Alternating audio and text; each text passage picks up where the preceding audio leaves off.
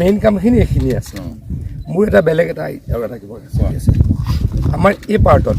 আমাৰ মথাউৰিটো কোনটো এইখন হ'ল নদী এইফাল এই জেগাবিলাকত এইবিলাক জেগাত ক'ৰবাত ল' লাইন 1000 বিঘামান চৰকাৰী মাটি আছে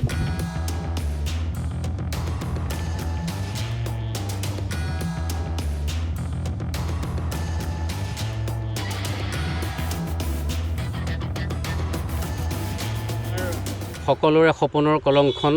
পুনৰ প্ৰবাহিত হ'ব আমাৰ কলিয়াবৰীয়া ৰাইজে বহুদিনৰ পৰা সপোন দেখি আছিলোঁ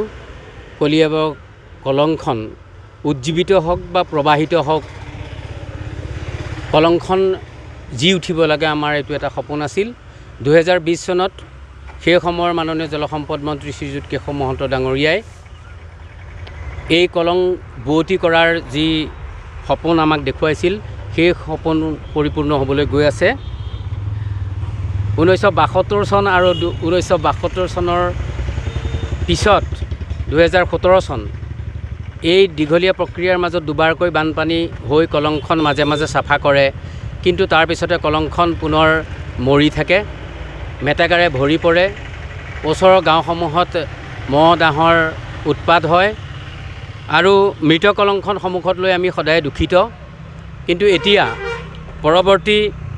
জলসম্পদ মন্ত্ৰী মাননীয় শ্ৰীযুত পীযুষ হাজৰিকা ডাঙৰীয়াই সেই সময়ত 2020 চনত কৈছিল যে কেশৱদাই সপোন ৰচনা কৰা এই সপোনটো মই পূৰ্ণ কৰিম মোৰ কাৰ্যকালত আৰু সেইমতেই যুদ্ধকালীন প্ৰস্তুতিৰে কলং খননৰ কাৰ্য আৰম্ভ হৈ কলং মুখৰ পৰা আহি জখলাবন্ধা ঠিক টাউনৰ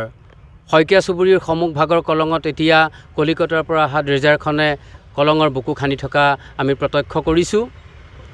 কলং মুখৰ পৰা কাজলী মুখলৈ প্ৰবাহিত কলংখন যদি বৈ থাকে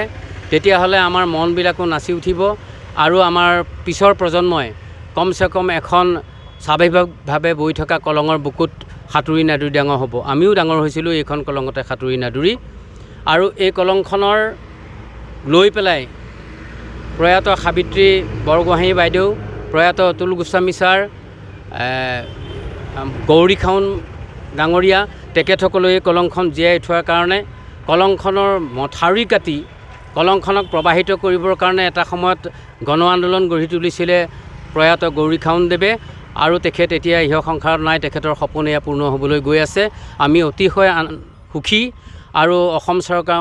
আমি আন্তৰিক ধন্যবাদ জ্ঞাপন কৰিছোঁ এখন প্ৰবাহিত কলং আমাক উপহাৰ দিবলৈ আগবাঢ়ি গৈ আছে আৰু আমাৰ সন্মুখত যুদ্ধকালীন প্ৰস্তুতিৰে কলং খননৰ কাৰ্য চলি আছে